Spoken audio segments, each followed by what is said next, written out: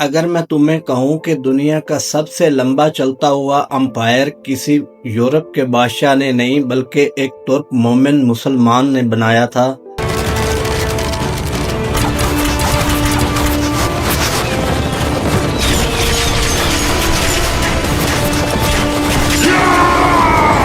ऐसी सल्तनत जहां मस्जिदें आसमान को छूती थी और अदल हर गली में था, जहां पर एक हुक्म से 3 कॉन्टिनेंट हिल जाते थे। दोस्तों, ये है सल्तनत उस्मानिया, एक ऐसी दास्तान जो ईमान से शुरू हुई, इल्म से बढ़ी और गफलत से गिर गई।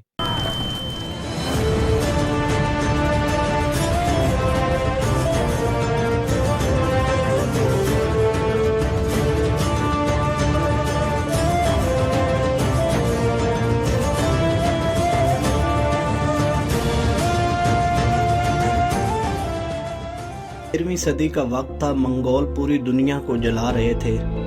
रूमी सल्तनत कमज़ोर हो रही थी और इस्लाम की पुरानी सल्तनतें टूट रही थी।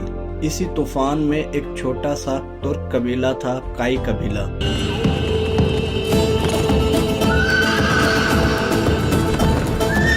उनके सरदार अर्तुगरुल गाजी ने अपने ईमान और हिम्मत से अपने कबीले के लोगों को बचा लिया। उनके बेटे उस्मान गाजी ने एक नया सपना देखा, एक ऐसी हुकूमत जहां इंसाफ और दीन दोनों जिंदा रहे।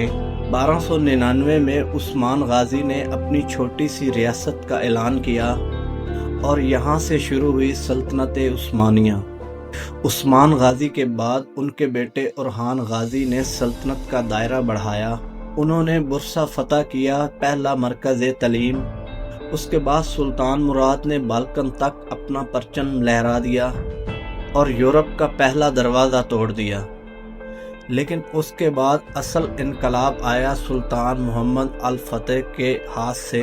1453 में 21 साल के जवान ने कुस्तुनतुनिया, जो 1100 साल तक रोमन के कब्जे में था, उसको फतह कर लिया। और जब उसने फतह किया तो रोम का दौर ख़त्म हुआ और इस्लाम का दौर शुरू हुआ।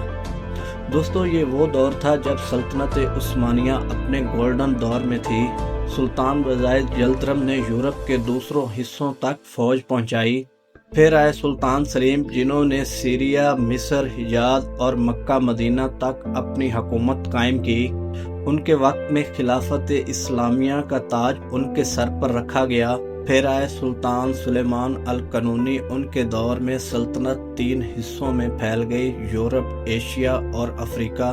कानून और इंसाफ का ऐसा निज़ाम बना जो आज भी अहले यूरोप फॉलो कर रहे हैं। इस्तांबुल फ़न, तालीम और साइंस का मरकज़ बन गया। लेकिन हर अंपायर की तरह यहाँ भी अंदर से दरार पड़ना शुरू हो गई।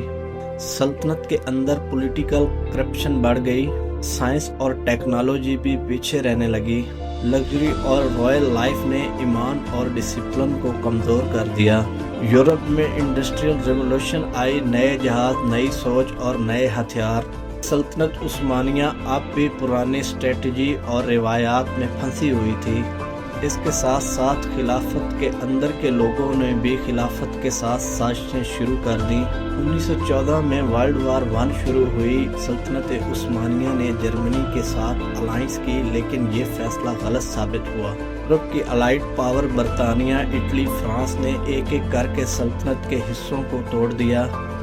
दोस्तों, फिर आई गली पोली की 1915 की जंग, जहां पर सल्तनत उस्मानिया ने बहादुरी से जंग लड़ी, लेकिन उसके बाद सल्तनत टूट गई। 1920 में ट्रीटी ऑफ सेवरेस के जरिए अंपायर के टुकड़े कर दिए गए और 1922 में आखिरी खलीफा सुल्तान अब्दुल मजीद को भी हटा दिया गया। 600 साल तक जो सल्तनत दुनिया को जोड़ कर रखती थी, वो अब सिर्फ एक कागजी मोड़ बन गई। दोस्तों, ये था सल्तनत उस्मानिया का आगाज़ और इख्तिताम। मिलते हैं अगली वीडियो में। अल्लाह हाफिज़।